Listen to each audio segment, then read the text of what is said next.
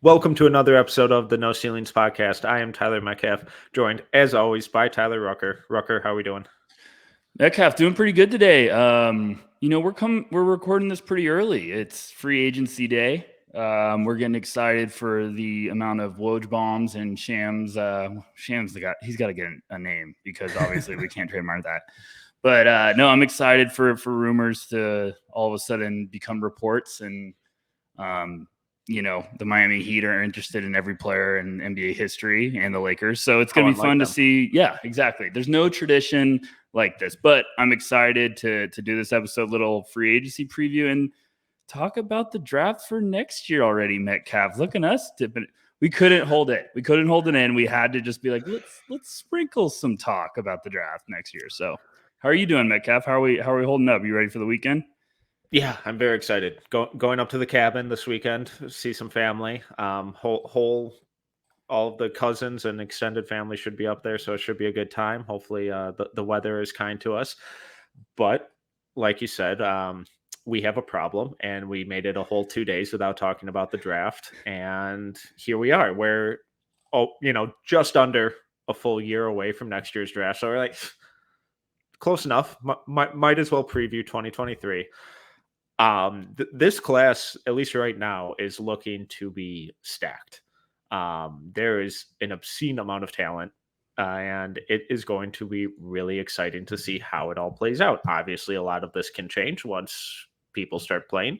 But when you think about the 2023 class, what are some of the first things that kind of come to the top of your mind? It's going to start with Victor.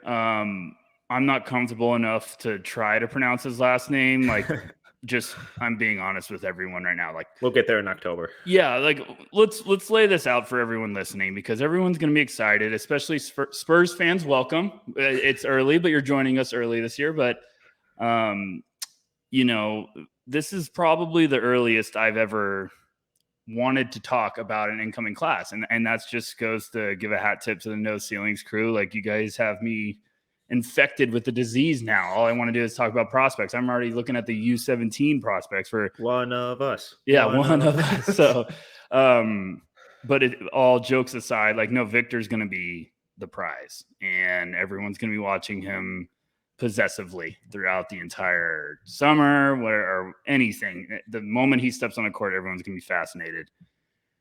He's going to be one of the more special prospects we've seen in a really long time. This is a guy that's been getting buzz in NBA world for the last 3 years. Everyone's been talking about Victor. And if you don't know him, that's okay. That's why we're here to talk to you. He's been an international prospect playing in France. He's around 7'2". He does some stuff that is oh my gosh. And even if you don't want to buy into it, you start watching and you're like, holy shit, this kid is ridiculous. He just turned 18 in January, I believe, but the hype is real. He's had some injuries pile up a little bit, so people are going to be kind of looking into that, and it's going to be fascinating to watch him. What about you, Metcalf? Are you eyeing anyone besides? Is Victor the one for you too, or are you kind of?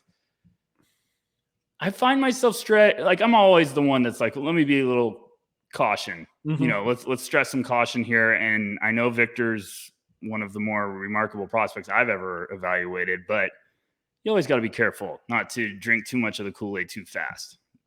Yeah, and we're so far out that it even feels ridiculous to be like, oh, well, here's my top 5. But mm-hmm. I for sure don't have Victor solidified as one. A lot of places do, at least going into this next season. I get why they do, because he's something we've really never seen. I know Chet is a little similar just because of the length, the skinniness, the perimeter skills, the rim protection, stuff like that. But we've never really seen someone like Victor, and that's really intriguing. I'm fascinated to see how the offense really comes around. The shot blocking stuff is insane with him, but like you mentioned, the injuries worry me, and mainly that I believe is a stress fracture in his tibia. Um, that stuff worries me. I wasn't worried about any of that with Chet because Chet has no injury history. Maybe he develops some in his early career. Knock on wood. Hope not. Never rooting for that. But the reason I never understood the skinniness argument with Chet and oh well he could be injury prone really because he never has been his entire career. I worry about that a little with Victor. I want to see him make it through this whole season fully healthy. If he jams a finger or, something fluky like that, okay, whatever. It is what it is. If he has foot issues, if he has lower leg issues, if he has knee issues, then it's going to be, ooh, okay, this is going to be a high price. And that's where guys like Scoot Henderson come in. That's where Dariq Whitehead starts scooting up. And that's where the Thompson twins really come into play. So, as we kind of review film this summer of these guys' high school and, last year's G League Ignite and OTE film, those are kind of the four other names that really stand out to me and really get me excited about next year's draft. Yeah, I think there's going to be a lot of people that are pretty passionate about Scoot Henderson. For everyone listening, Scoot Henderson, point guard, played with the G League Ignite last year. A lot of Westbrook vibes. I hate pro comparisons, but that's just the way he plays. He's super fast, super explosive. I mean, gets downhill, you hold your breath because he can just take off and throw down thunder slams. Outside shot's going to need to continue to take some development this year, but he is going to be the one that everyone's looking at to potentially contend with Victor for the top pick. But there's some really, really good storylines, prospects to monitor that I think have a shot to kind of make some noise to get up there.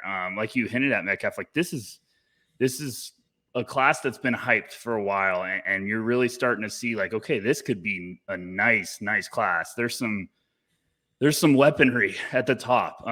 Derek Lively, we haven't even brought up yet. The big man going to Duke. Like Duke's going to be a powerhouse. Shocker. Yeah, what a shocker. But Duke's going to be special. It's just so funny talking about prospects this far out. I mean, this is like a new world. We're having fun here. We're not going into the nuances of their game. We're just giving a little taste. Yeah, and this is what you do in the offseason. You clean the slate and you start to put names on a board and you start to be like, okay, where am I looking? Where's everyone going to be at? Duke's going to be a very popular team to watch this year just because of so much firepower. I'm really fascinated with this class. Like you're already looking into it. You're seeing some really intriguing talent. Like even in the, top 15, I'm looking at some names and I'm like, woo, okay, this is going to be fun. And hey, folks, the names we're bringing up right now, there's going to be 10 new ones towards the end of the year. It happens every year. Like, I went back and looked at our big boards from the beginning of the season, and I just start laughing with how much movement and range there is. It happens every year. So, what else are you thinking, Metcalf? Is there anyone you want to talk about? Like you want to? I really want to talk about the Thompson twins. Yes. Amen and Ausar. I believe I have those pronunciations correct. Apologies if I don't. They are so much fucking fun. Apologies for the language, but I can't think of another way to describe them as just pure, unadulterated fun. Their 60% athleticism is most people's 110%. Their first step is incredible. Their leaping ability is otherworldly. People were shocked by Shaden Sharp's vertical. I think the Thompson twins and Amen specifically are going to just knock people out of their chairs this next season. Selfishly, I really wish they wouldn't go back to OTE because I think that whole experience is pretty awful. But maybe they help legitimize it somewhat. And, they were really dominant in their own right in that league last season. But a lot of the time it kind of looked like they were just going through the motions because they're so much more athletic and talented than everyone else in that program. If they went to the G League Ignite, I would be head over heels for that, because I think, yes, they would probably struggle a little more than OTE, but they would also develop their games more. They both need to figure out the outside shot a little more, but their athleticism, their feel for their game, their on and off ball defense, their passing, everything is so freaking impressive. Yeah, in the last episode where we were talking about the draft and breaking down kind of our initial thoughts, and you made the point, Metcalf, of saying like the OTE were kind of a loser in a weird way of the draft because they just didn't have anyone drafted. This is the year that they're hoping they make up for it, because they could potentially have 2 top 5 picks in the Thompson twins.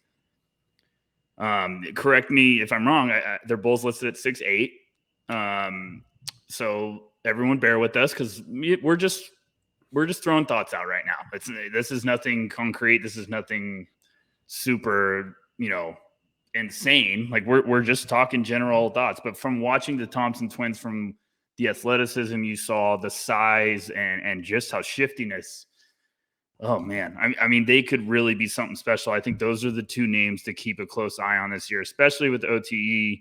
They're going to put up some big numbers if they're there. I'm like you, Metcalf. I was kind of hoping maybe it's nothing against that league. I just kind of wanted, if they went to the G League, I thought that was going to be like a real, like, okay, now let's see what you can do against this.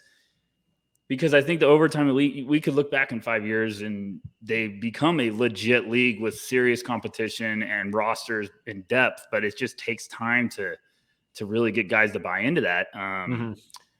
But this could be the year, and everyone's going to be wanting to go see those guys because the tools are freakish. And, those are 2 names I have immediately written down as like, okay, I need to find a way to go watch those guys in person. I know a lot of guys on our No Ceilings team are already talking about, okay, let's get a trip out there. Let's figure this out. So I'm really excited to see those guys. Like you said, they're getting buzz as potential top 5 picks, both of them. And it doesn't take long to see why when you see some film of them. Yeah, and then the other name is Dariq Whitehead, from Montford, and he was as a junior, he was starting with that class from last year, who was Jalen Duran, Caleb Houston, Ryan Nemhard, Langston Love, and a lot of the time, Whitehead stood out as the best player in high school amongst those guys. And again, it was the defensive versatility, the overall feel for the game.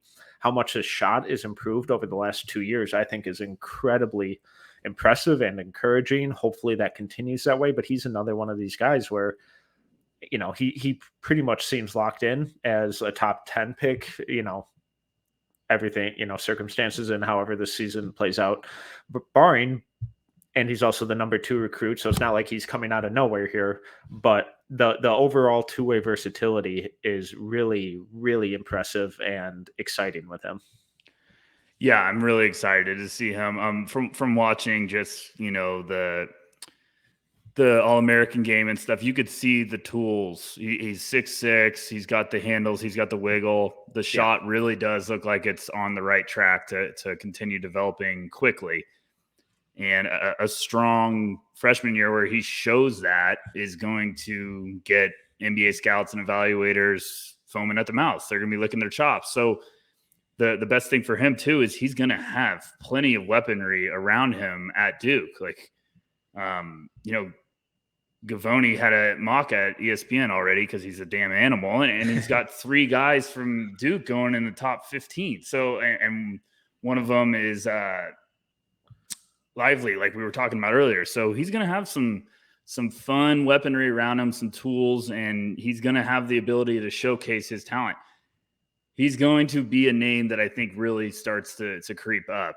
It wouldn't shock me if he's one of those dark horse names to get in the top 5, because there's just a lot of tools and talent that you can see quickly. Like in that All-American game, it didn't take long for you to be like, whoa, okay. Yeah, I understand the buzz already. Like it does not take long for him to jump off the screen. And this part of the year, that's what you're looking for when you're evaluating these guys or trying to get a grasp for the incoming class.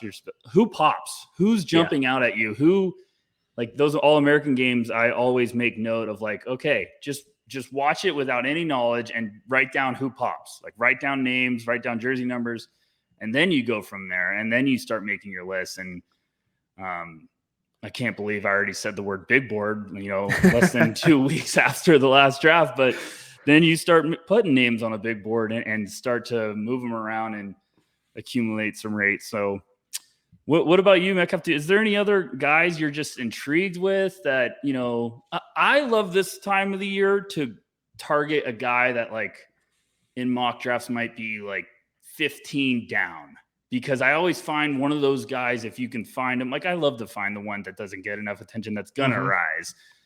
That's just something that I like to do. Is there anyone that's catching your attention that isn't getting like the Victor, the Scoot, the Whitehead buzz, but you're just fascinated with early on? I mean, there are some freak athletes in this class who at least one of them is going to pop, and at the very least, they're going to give us some awesome highlights. Yeah. Dylan Mitchell, small forward going to Texas. Keontae George, shooting guard, 6'3", going to Baylor. Kel'el 7-footer, going to Oregon. And Jarris Walker, 6'7", power forward, going to Houston. Maybe all of them do, but I feel like out of that group, at least one is going to emerge this year as someone who's much more than just a freak athlete on the wing who gives us awesome highlights. Yeah, I would say Cameron Whitmore going to Nova, Keontae George going to Baylor, and Walker at Houston are the three guys that I've had circled immediately where I was like, yep, I'm going to want to watch these guys. And sort of already developing a crush on Keontae George just because watching him at Hoop Summit and kind of just watching the type of player he is, that's my weakness, is the guys that kind of make you play to their speed, and they're just always seem to be composed and under control. He's got a smooth shot from outside. He's listed at 6'3". I've seen him at 6'4". He's stocky. And he's got a beautiful shot from outside. I just like how he's always, not in a hurry. And the one thing that I think he needs to show this year is some consistency on the defensive side of the ball, and going to Baylor, that's going to happen. They're going to try to bring that out of him. So that's one guy I'm watching. And then Whitmore just going to Nova. That's really exciting. And I'm excited to see the type of player is. He seems explosive. I like his tools too. And where you brought up going to Oregon, he really popped at that All-American game. And I was like, okay, he looked awesome. Tools. Yeah, he looked awesome. So there's tools there. He's got freakish length, and it's going to be exciting. There's some fun pieces. Like I've never been so excited about a class this early. And it's not just Victor. It's not just Scoot. It is the whole slate is looking really strong. Yeah. And even guys like Brady Dick going to Kansas, I think he's going to shoot the crap out of the ball. And I think he's going to be one of those kind of rare Kansas freshmen that gets a pretty high usage. We don't really see that, or at least we haven't from them in recent years. It'll be really interesting to see how they incorporate him. And then just this entire Arkansas team with Nick Smith, Jordan Walsh, and Anthony Black. Three of the top 15 recruits going to Arkansas. It's shocking. And there's so much athleticism and just versatility with those guys coming in that Arkansas could be one of the real most fun watches next year. Nick Smith's going to be interesting because, he's getting some buzz as a top 4 pick. I hate overreacting after one game, but when I watched it, I was like, I got some questions. The McDonald's All-American game? Yeah. I was just kind of like, I got questions, which is fine. Like, it's just, those games are always tough too, because it's guys all of a sudden, you get one game, you want to showcase you're the guy, you want to showcase you got the ability, and then I thought he just kind of struggled a little bit and was playing too quick. So that Arkansas team, though, is going to be nasty. Musselman's going to do a good job there. I'll be excited to watch them. Grady Dick is trending as one of the best basketball player names of all time, and I cannot wait to hear just like, I don't know. There's going to be so many jokes that I'm going to be like, how old am I, Tyler? As like I'm laughing on the couch, listening to the announcers. They're like, Dick for 3, or it's just going to be funny to me. But I'm really mature. So we've gotten that. Yeah, no, thanks. So, I mean, I'm like you, there's a lot of names, when it comes to the freshmen, and we haven't even talked about some of the returners. I know you want to do that because, we love basketball, but Chris Livingston going to Kentucky was intriguing too. There's just nice. Amari Bailey going to UCLA. It'd be awesome if Mick would play a freshman. That'd be That'd be nice. really cool.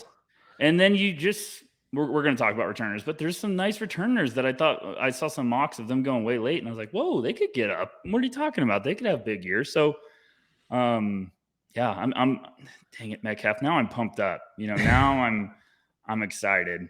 So who are some of your favorite returners? Just a couple guys that you think are either going to make a big splash next year, or that you think could be one of these sneaky kind of dark horse risers. I really like Marcus Sasser. Yeah, that's probably been one of my guys. I was bummed when he got hurt last year because at No Ceilings, I was going to write about him pretty early. I was going to jump on that train and be like, boys, this one's mine. But I'm excited to watch him. I just think he's just one of those. He's a dog. He's just a grinder. I love the way he plays. I love the way he competes. I think he's going to be motivated as heck.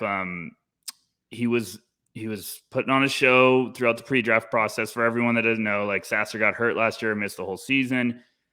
I think just rehabbed like crazy. And then I think, correct me if I'm wrong, Metcalf, I think it was the G League Elite Camp. He impressed. Everyone was buzzing about him. I believe so. Yeah, he got invited to the combine, and then I thought he was going to have a strong combine and then kind of sneak into that first round. And he said, I'm going back. And I was like, love this. Love it. Like, double down on yourself. So he's going to be a fun one to watch. What about you? I'll get you another one too. There's plenty that I want to talk about. Yeah, for me, it's honestly almost the entire Creighton team. Yes, Arthur Kaluma, I adore. You love Kaluma. That's your boy, huh? He's so much fun. And if the shot takes or just sees an improvement this year, I think he's going to be really nasty. Just one of these kind of skilled mobile fours. Ryan Nemhard, I think, is an assassin from outside. I really like him. God, it would be cool if he was like 2 inches taller, but I think he moves his feet really well on defense and is just an awesome shooter. And then Trey Alexander, even not the most athletic wing, but really versatile, good defender, good scorer, good passer. And then obviously they have Baylor Shireman coming in. So I think that Creighton team is going to be a lot of fun.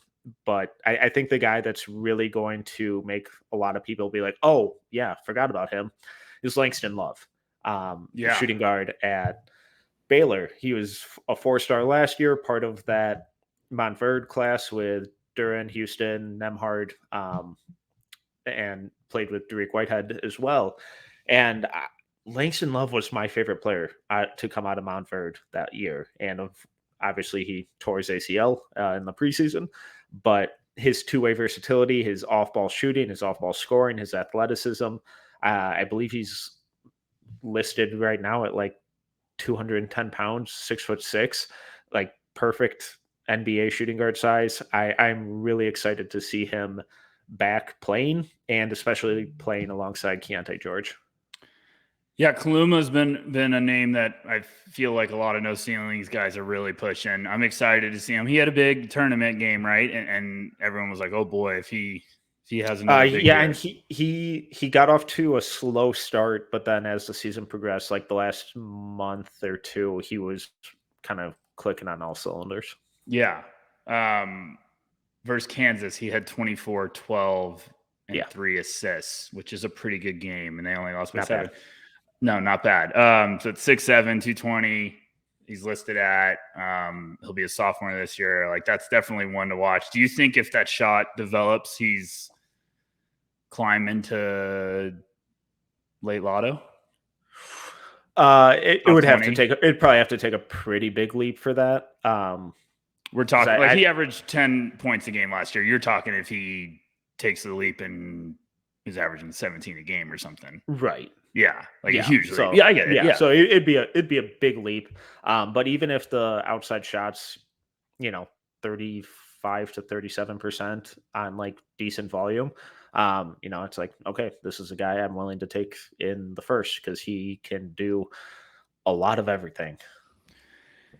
Yeah, I'm some returners I'm really eyeing. Nolan Hickman, I think I'm gonna fall love in love Nolan. at Gonzaga, point guard. I think I would have considered him like yeah, early second round this year. I would have too. I would have jumped all over that. He's just got good size. I love how he plays the game. Yeah. I watched Gonzaga early in the year last year when me and Albert went to Vegas, and Hickman was a guy I kept asking around, like people in the program, and they're just like, "Oh man, we're so excited to see Hickman continue to develop." And it didn't take long when you saw him on the court. I was like, "Woo, okay, yep, big off season. If they hand him the keys next year, that's gonna be fun." And then his running mate Julian Strother is another guy I'm really pumped to watch this year. We'll be excited to see what Harrison Ingram can do. Returning to Stanford. That's another one. A little wild card that I'm just fascinated with. UConn's Andre Jackson has this athleticism that scares the shit out of me sometimes with some like he tries to dunk on people sometimes and I'm like it's like Ja Morant trying to dunk on people just like when you're like why did you even attempt that? That's so crazy. Like so if Jackson can just sort of almost like harness that and be a little bit more under control, I like the upside. I had another one that I was just excited to mention, and now I'm blanking on it. I'll give you two deep ones here. Okay. Tyler Burton, I refuse to get off this Tyler Burton hype train. Yes. I've been pushing that agenda for 2 years now. Hopefully the shot takes another step in the right direction as it did this last year. And then just his defense needs to improve. But if it does, could be one of those upperclassmen that goes in the second round next year. And then real deep cut, Josh Oduro from George Mason, power forward. I'm not going to go into too much of his game, but I think an interesting name to keep an eye on. Do you have any more? Otherwise, I kind of have an obvious one that I'm a little embarrassed that we haven't gotten to yet. I was saving my obvious one on purpose. I think we both know who it is. I'll mention one more curveball and then we can both talk about him. But I got to mention my guy, one of the guys I'm the most excited to see next year. I wrote about him this year. There's your hint. I don't pay attention to anything you write. So yeah, I know. Alex Fudge, baby. Going to Florida. Yes. Yeah. Yes. Alex Fudge. I'm boy, if he puts up a strong first game, I'm going to be a dangerous person on the internet. If you don't know about Alex Fudge, he went to LSU last year. He's so raw, but there, like you could argue right now, he's the best defender in the class. Yeah. And I know how ridiculous that is, but he does some stuff defensively that is like, it's incredible. Holy crap. Some NBA team's going to gamble on him just because of his defensive versatility. And he's long, he's lengthy, he's skinny. He needs to, I hope he's just taking 7,000 3-point shots a day, because if he just develops something on the offensive side of the ball, like, boy, that's a Swiss Army knife. Because he's super athletic. I love. He's just one of those guys that comes in and like in 30 seconds he makes a block and a steal, and you're like, gosh, man, this dude just makes an impact. So I love Fudge. He went to LSU last year. He just transferred to Florida. Florida's gonna have a fun team. Yeah. Let's talk about the obvious. Let's do no, just real quick on Fudge. I was flirting with him in the first round after that 3-week bonanza that he went on. Yes.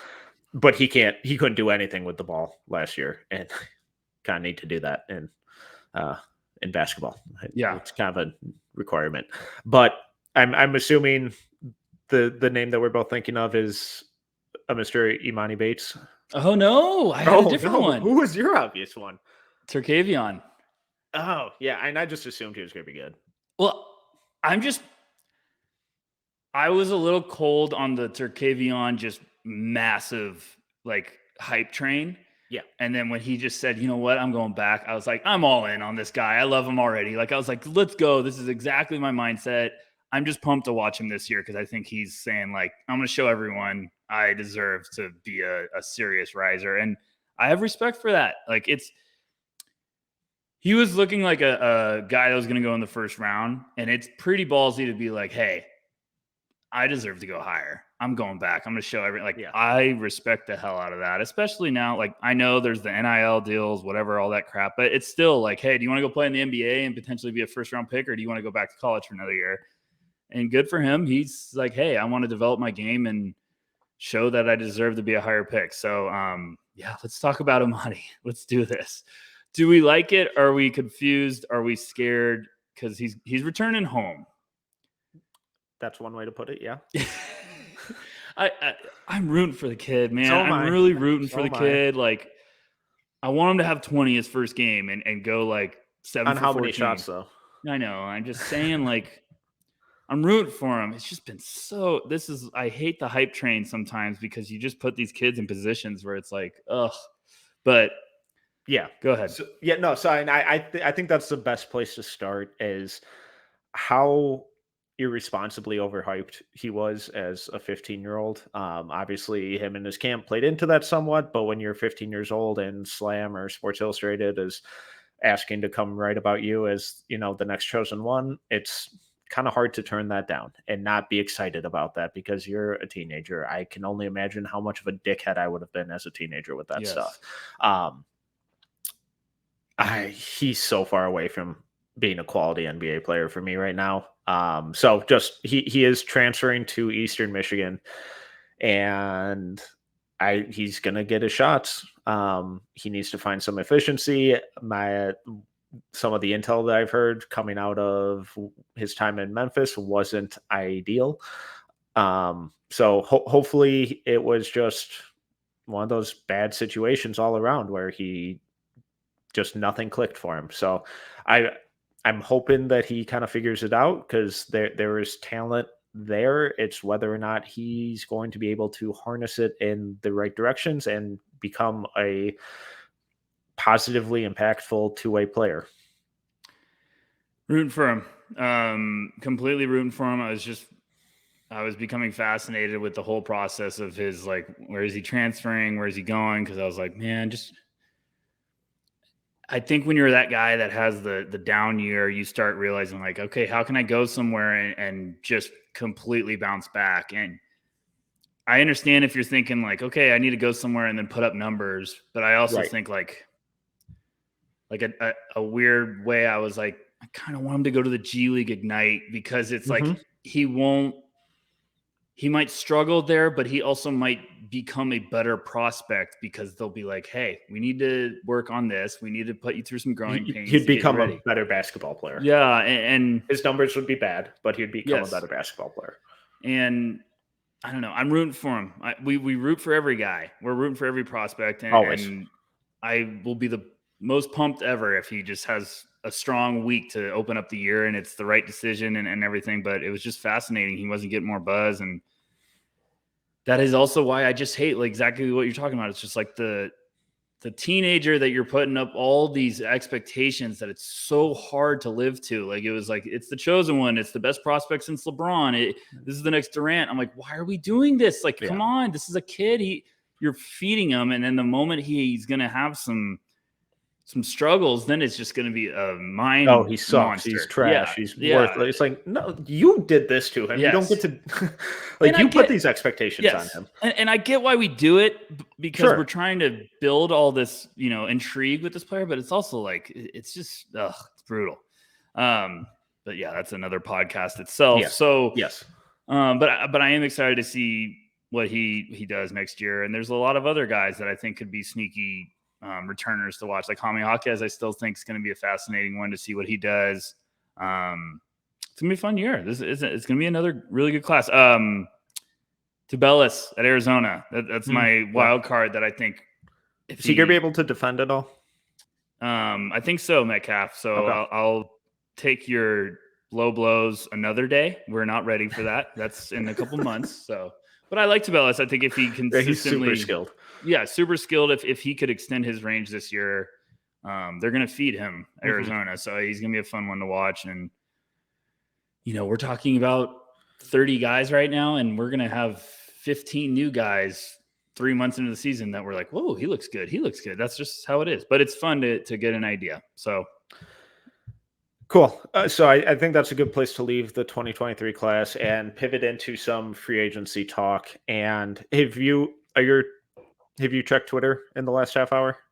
No, I'm going to do it right now. Don't. So we have some breaking news.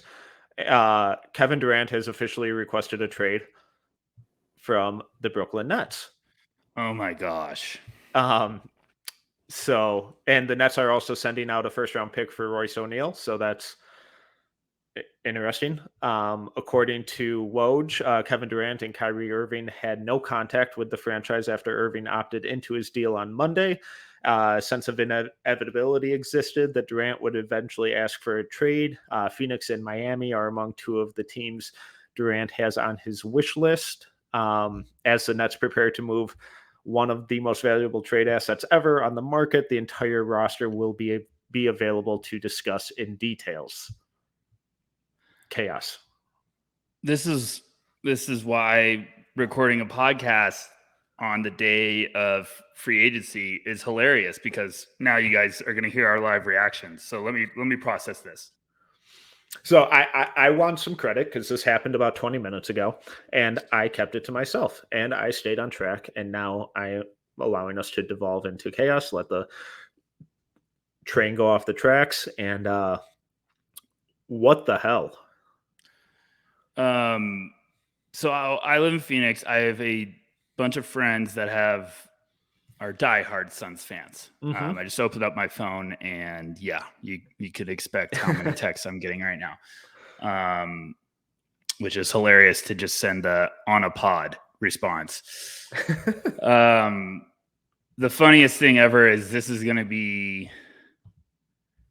So this is where I'm guessing this is going to be the Ayton trade. Yeah. So do we want to spitball ideas here? Do we want to go through potential landing spots? So one of my favorite returns for the Nets would be DeAndre Ayton, Mikal Bridges, and whatever picks. I just can't get over the last Woj bomb with Durant and Irving have had no contact with the franchise after Irving opted into his deal on Monday. Wow. Hit me with that one again, Metcalf. So Ayton. So some sort of sign and trade for Ayton and then Mikal Bridges and picks. Yeah, oh man, that's juicy. I don't think, wow, this is an incredible combo.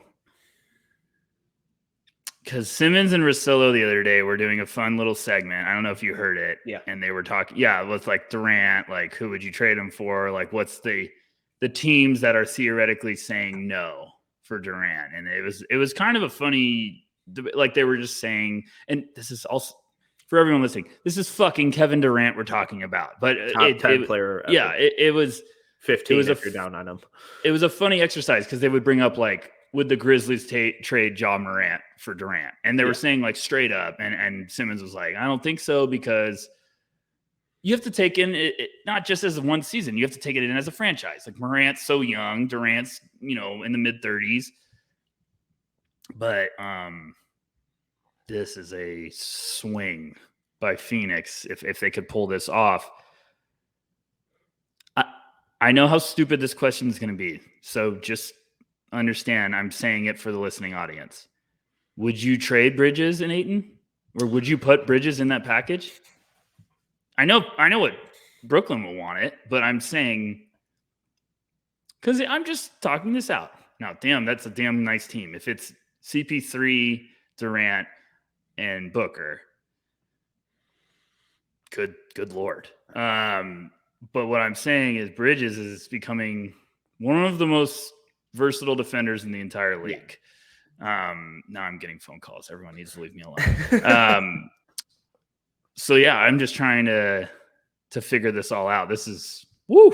Yeah, so it's Kevin fucking Durant. So yes, I include Mikal Bridges, and I know that our window is this year or the year after, and anything after that is the team's going to look completely different, and I'm probably going to be fired, especially if we don't win a championship. So it would be 100% an all-in move for these next 2 years. But given how the Suns,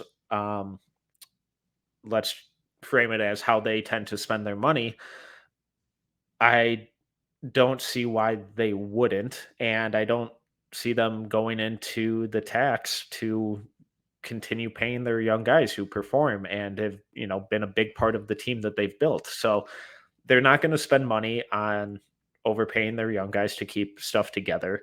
And if you can get a top 10, top 15 player of all time to pair with Chris Paul and Devin Booker, I kind of think you have to do it. Obviously, I would try to push back on including Bridges, because I think including Kevin Durant with Bridges would be incredible. But both that's not how trades work. So I would try to pitch it as Cam Johnson and however many first rounders with Ayton that I could. And then once the Nets inevitably are like, no, Mikal's going to be part of this. If you want Kevin Durant, you're going to have to at least give us Mikal Bridges. Then you probably have to end up folding. I think the Cam Johnson Ayton makes a lot of sense. And this is also creating just probably one of the juiciest storylines the NBA. Like, Silver's pacing around. Silver literally just pulled the P. Diddy getting off the phone and just being like, I'm a savage, whatever I want to get. Because now you're getting the storyline of Durant goes to Phoenix. He's going to go back to take down the Warriors. Oh my gosh. And I'm sorry for the Suns fans and Warriors fans I love. Talk about a damn nuclear bomb for Twitter. The Warriors and Suns fan bases just loathe each other. So this is going to be just gold. Because Phoenix is thinking right now, how can we get Durant with keeping Bridges? Because if you have a lineup that's Durant, Bridges, Booker, Chris Paul, my goodness. Wow, this is fun. We're having fun now, folks. So I think Phoenix makes the most sense in terms of what the Nets could get back. The Miami one, I understand why it's on his wish list, because everyone, all NBA stars, love going to Miami, especially with their coaching staff, front office, culture, yada, yada, yada. I have no idea what they could even offer that would come close to a Bridges Ayton picks package. This Kevin Durant trade should get the Nets the best trade return ever, really, in NBA history in terms of a trade. It should. And Tyler Hero, Duncan Robinson, and a bunch of Miami Heat first-round picks aren't doing that for me. So I'm assuming it would have to be one of their typical convoluted 4-team trades where the Nets are getting back a whole lot in a bunch of different areas from a bunch of different teams. But just on the surface, just team for team, I don't see any that is as enticing as what the Phoenix Suns can offer. Can we talk about also the Nets just trading a first-round pick next year for Royce O'Neal? Yeah, that was weird. Is that just they're doing that because they're looking at Phoenix and Miami and being like, we're going to get 8 picks? I have no idea. That's so weird. Yeah. I don't. That could have very easily been something that had been talked about a couple days ago before the trade request was put in, and it just happened to leak now. I also saw something that Daryl Morey is in talks about acquiring Bogdanovich and Royce O'Neal for Tobias Harris and something else, and Matisse Thybulle, I think, and there were some picks going one way or the other in that as well. So it wouldn't surprise me if that Royce O'Neal to the Nets doesn't end up going through. If I'm the Nets, I'm immediately hitting recall email on that email to the league to put the trade in. So I would expect that one doesn't really go through. But yeah, this is wild. Yeah, I mean, my favorite day of the NBA offseason is the day of free agency, because no one can. Sorry, folks. Tampering happens all the time. In case you haven't realized, they were negotiating deals probably at the combine. That's the biggest unsaid secret of all time. If you don't know that, I mean, come on. It's basically who can not get caught. Because that's, teams are going to the combine to talk to agents of players that are about to be in the draft. And while they're there, they're like, hey, by the way, I saw PJ Tucker's going to be a free agent. Have any interest coming to Philly? Come on. So it's just funny today because people can only hold it in so long. and they wait for the deadline, and then someone just jumps the gun like an hour before the deadline and is like, he's signing, and it's like, oh, really? How did that happen? Because they're not supposed to talk yet.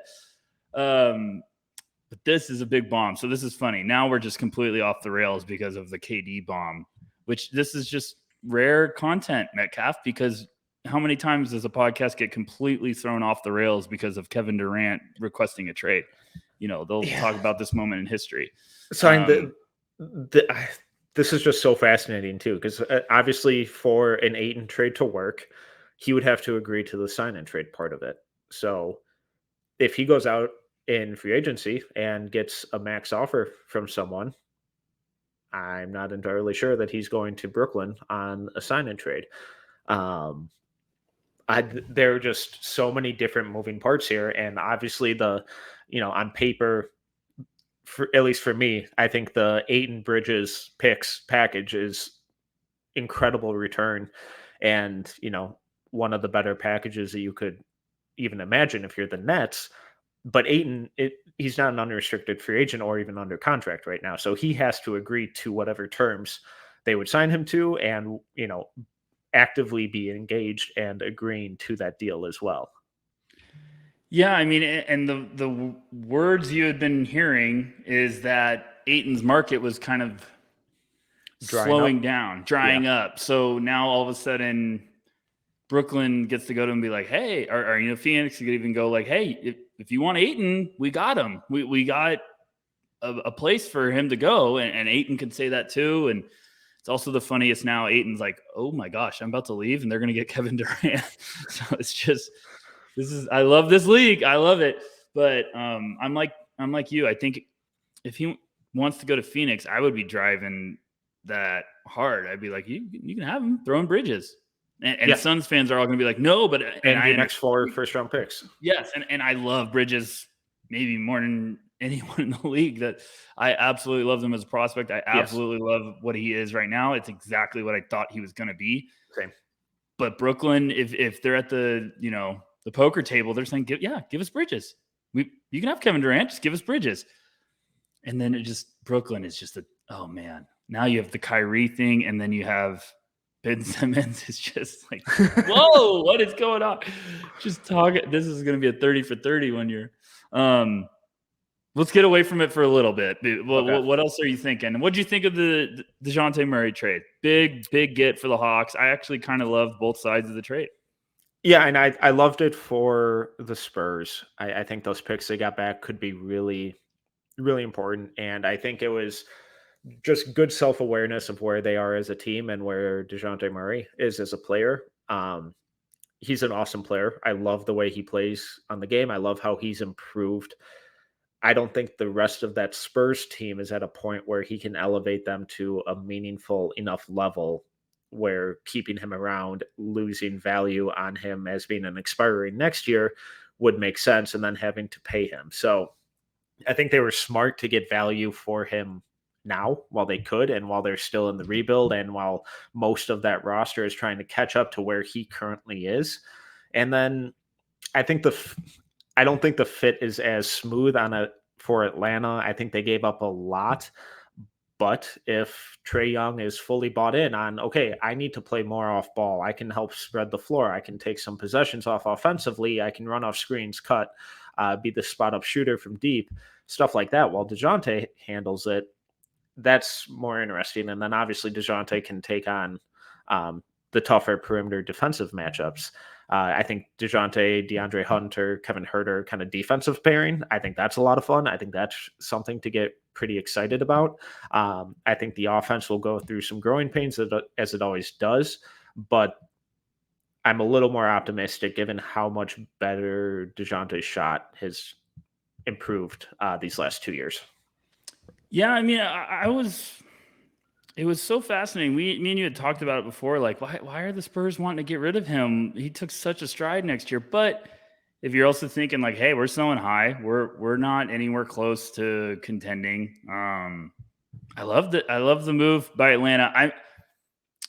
I'm still fascinated to see it work out, because Like everyone's pointing at their stats last year and being like, guys both averaged 20 and 8 assists or whatever. And it's like, yeah, but now there's one ball. Like, how is this going to work? And Dejounte is exactly the type of player that, Trey needs next to him, because Dejounte can defend his ass off. And I'm excited to see Atlanta's going to be making some more moves. I'm fascinated to see what happens with John Collins. I mean, it's one of those points where he's rumored to every single team. So at some point, I'm like, please just trade him, because he's probably going through mental warfare right now.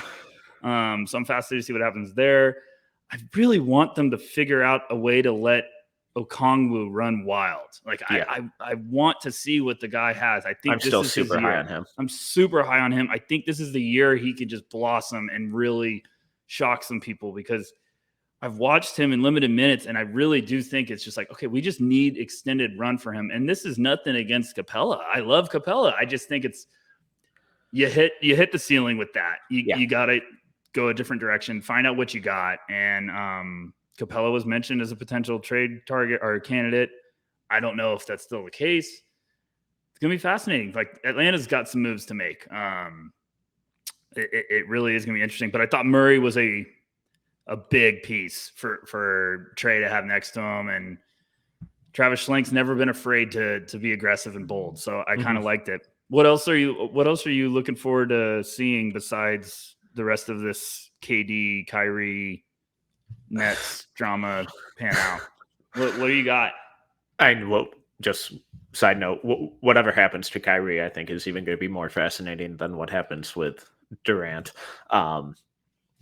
But Jalen Brunson to New York feels like a done deal almost, or essentially.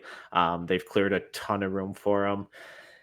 That's going to be a lot of money. I also, just for everyone out there, I know it's been said on many other podcasts, but Rick Brunson wasn't hired just because of Jalen. Rick Brunson has coached with Thibodeau on like every single previous stop that Thibodeau's been at. He played under Thibodeau. He was Leon Rose's first client. So there are a lot of other ties there than just Jalen Brunson. So Rick got the job because he deserved to get the job.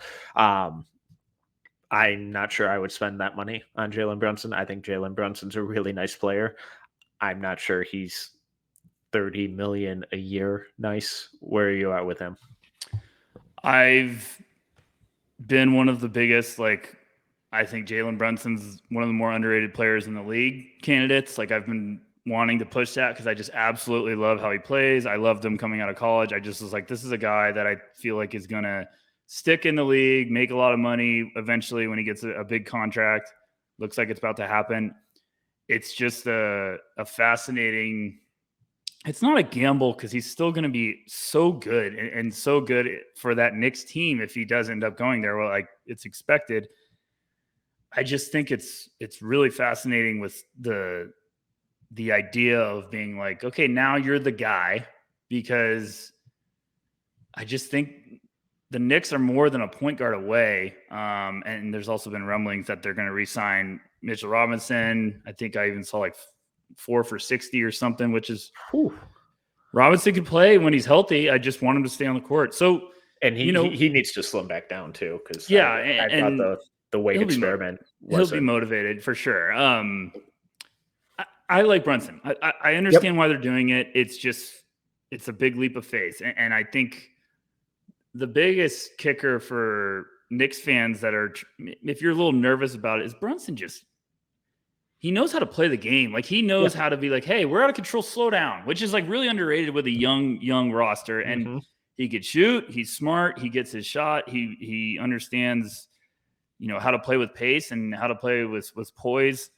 I think he's going to be great for that team. It's just now, where are they going from that? Like, what is your other plan? Because, if they're re-signing Mitch and then re-signing him, do you have a lot of space to add anything, or are you just running the team back with Jalen Brunson? It's just going to be fascinating to me. But, and I'm fascinated. There's some really intriguing wing depth that I'm curious to see in free agency, where some guys go.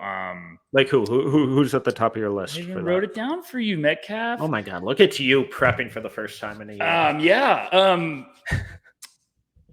DiVincenzo got his option declined by the Mm-hmm. Kings. I think that's a sneaky one I want to watch, keep my eye on. Kyle Anderson, see where he goes. I think that could be a fascinating fit somewhere. I don't think it's going to be the Grizzlies. No, I don't. This is really important time for that level of free agents for like playoff teams. It's like you can make yourself a contender with strategic moves in free agency. Like I'm not saying just like overpaying for everyone, but if you can build some depth and hit on a couple of nice rotation assets, you really can strengthen your team in a hurry. I'm really curious to see what's going on with TJ Warren. I think that would be an interesting roll of the dice for some team. Like he hasn't played, he hasn't been healthy in a while, but he can score. Bruce Brown is the name I'm watching, especially now with this news. Does Brooklyn try to bring him back? Does someone try to go get him now? Is Brooklyn kind of now all of a sudden entering this weird rebuild phrase? I don't know. And Ricky Rubio, outside the box name. I'm curious to see where he might go after he got hurt last year. And there's just some really intriguing names out there that I'm fascinated to see. What about you? Anyone that you're eyeing or anyone that you want to talk about? I think it'll be really interesting to see what the Warriors do with Gary Payton II and Kevon Looney, two guys who were instrumental to them winning that title. They played really important parts, but if they set, I think it's like for every dollar they spend, it's like times 5 or times 7 on them. So, a $5 million contract for one of them could quickly turn into like 35. And that's where they are with the tax. So how they treat those guys, I think, will be really interesting. Zach LaVine, I'm really intrigued to see where he goes. I kind of expect him to essentially just resign with Chicago. I think that would probably be best for him. But if he went to Portland, or I think San Antonio's out of the question now with the Murray trade, but I think there are a couple landing spots with him that would be really interesting. Bradley Beal, I expect to sign that Supermax and then ask for a trade in February. And then Miles Bridges, we kind of got to talk about him. Moron did something despicable this morning, allegedly. Based on reports with the domestic violence reports. First off, gross. Don't hit women, don't hit people. Cool, easy enough. What he ends up getting paid now is going to be really interesting because he turned down a lot of money last offseason, bet on himself, and was looking to get paid even more. It looked to be a bet that was going to pay off, and how that whole situation turns out now, I think is going to be really interesting. Yeah, well put. I let's put emphasis on allegedly, but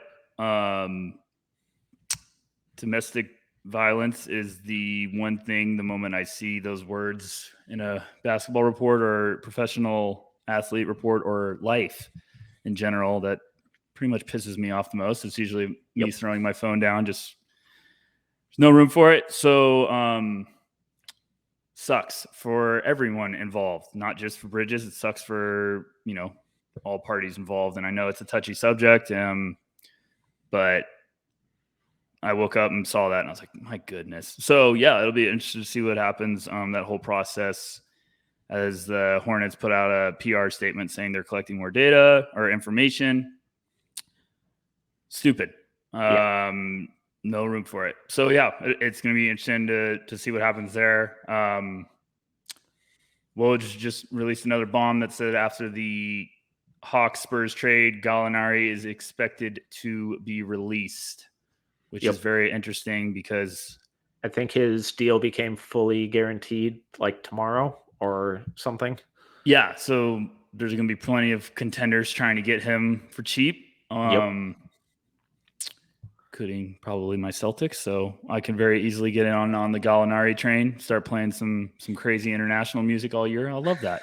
But it's going to be fun. The free agency is going to be crazy. Now the Durant thing is just a powder keg waiting to explode. I'm fascinated to see what that deal could be because and the entire free agency is going to be on hold until that gets resolved because no one's going to want to commit cap space or players or roster spots or anything to deals until they know for sure that Kevin Durant is not going to be part of the equation for them. Obviously, there are probably 27 teams who it's unlikely that they could even work something out, but every single team is going to be calling the Nets to either try to acquire him or at least wiggle their way into that deal and try to get some asset out of it, kind of like the Cavaliers did with Jared Allen during the Harden trade.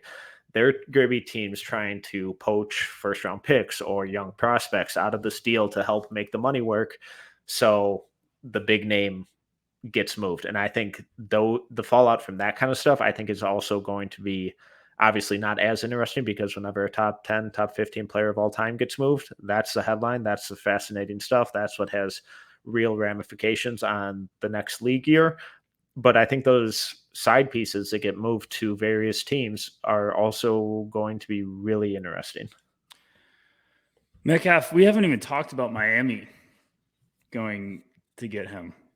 I don't know what they would give up besides it being some convoluted 4-team deal.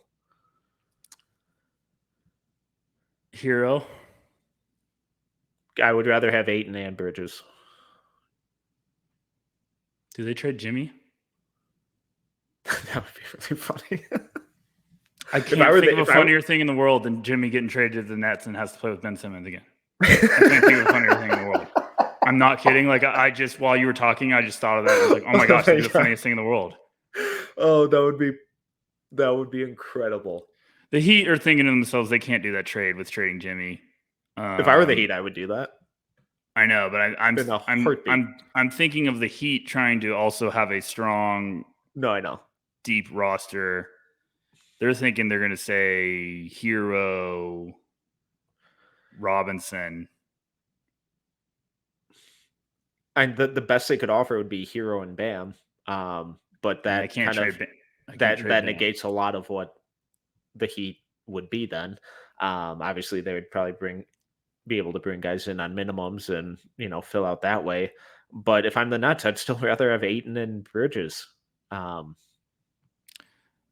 if the Heat trade Hero, Robinson, and Bam, and then go out and sign Ayton to a offer sheet? I don't think they could do that, but I'm just saying, madness. Gosh, yeah. I mean, it really crazy. Give me nuts. We're almost getting to 1:00 on the Pacific Coast, which means we got 2 hours after that until the floodgates really open officially, apparently, even though they're already open. Yeah, pretty crazy, Metcalf. What a day. I mean, I was walking into this podcast just thinking we were going to lightly talk about some draft stuff. Oh, Utah's waving Juancho Hernangomez after he makes hustle. You sons of jerks. But they just don't like stars out in Utah, apparently. Yeah, unbelievable. That's going to be a funny picture that I'm going to have to tweet that. But yeah, man, I don't know. This was fun, Metcalf. I mean, I'm sorry for everyone listening if we got a little off the rails, but what could you expect with KD bomb? Like, now it's going to be hilarious to play this back, because I feel like we were going to go structured in order and talk about multiple teams, but we also just dipped our toe. We're getting excited. I have a little outline of top free agents, where they're restricted, unrestricted, all that, and it just basically set it on fire. But that was fun. Wow. Okay, so we're obviously going to keep our eyes on this throughout the weekend. I'm assuming we don't get any big news out of free agent signings until that Kevin Durant fiasco is solidified. Every team should be more than eager to uproot their roster for Kevin Durant. It's going to be fun. It's going to be interesting. Rucker, appreciate you joining me a little earlier in the day. Do you have anything else? Any burning thoughts? Craziness that you have to get off? Everyone enjoy. Buckle up. Have some fun. This is the best time of the year, is because everyone's got some excitement and hope, and we're all eager to see what rumors come true and see what pieces move around the league. And if KD goes to either Miami or Phoenix, the league is about to shift. It's going to get a lot. I mean, I'm selfishly saying, yeah, go to the West, beat the crap out of each other.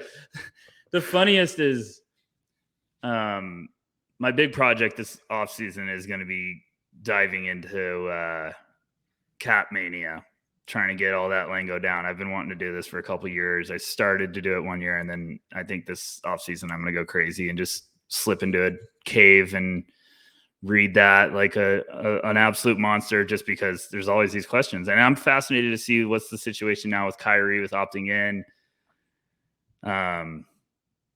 Gosh, if he somehow gets to the Lakers, I'm going to laugh my butt off. And then, so there's always some terminology and some stuff you got to figure out. And I'm sure someone's going to put a report out in 10 minutes about it. So, right. But with Kevin Durant now apparently leaving Brooklyn, doesn't that make the Westbrook trade to Brooklyn a little more likely? My problem is why is Brooklyn doing that? Because Ben Simmons and Westbrook on the court together and they just waive them, and they're going to go full tank mode. They're not going to, and they're losing one of the best players in the league. They're not going to be competitors next year. So if you get a couple future Lakers first round picks for taking on Westbrook and then sending them a point guard who's a much better fit with that roster, now you're talking about having, I don't, just going off the top of my head, I don't know the exact years, but say a 2026 or 2025 and a 2027 first round pick from the Lakers. Are you confident that the Lakers are going to be good in 2025? No. So for another year of Russell Westbrook, why not? Man. And then you don't have to deal with Kyrie. No, I know. You know he's not going to be fun after all of this. It's just this is just. I love anarchy. I absolutely love chaos. I love anarchy. This is it. This is why we love the NBA. This is why the NBA is undefeated. And I'm sorry for all the diehard football or any other sport fans, but this is why the NBA is the best, because this is just pure madness, pure evil, pure just complete psychotic thoughts now, because everyone's like, what in the world's going on? It's a hell train, and you're basically, all of us are just buckled up and getting ready for the ride of life. So yeah, I'm pumped now, Metcalf. Now I felt like I needed a coffee after this podcast. Now I'm just like, oh my gosh, what are they going to do? This is going to be insane. Yeah, the West is going to be a bar fight if Durant gets traded there. It is going to be so vicious. And apparently over half the league has already called the Nets about him. He's a top 5 player in the NBA. He has 4 years remaining on his contract with no player option. They're going to get a king's ransom for him, as they should.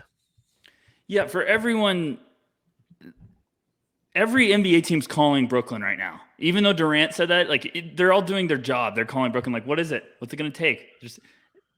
Yes, if you're going to trade for potentially one of the best players in the league, you are literally calling the Brooklyn Nets. And so any report that's like, oh, well, blah, blah, blah is interested. It's like, no shit, they're interested in Kevin Durant. Everyone is. Going to be fascinating. I can't wait to see a Knicks rumor. I cannot wait to see a Knicks rumor. I'm sorry, guys. I love you. But, and I'm just excited for the Timberwolves to trade for him. D'Angelo Russell, Jaden McDaniels, and 4 firsts. Who says no? Call it in. Yeah, who says no? Call it in.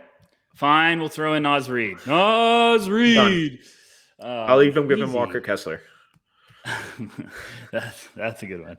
All right, we've reached this point of the pod. I think it's time to wrap up. Rucker, this was a lot of fun.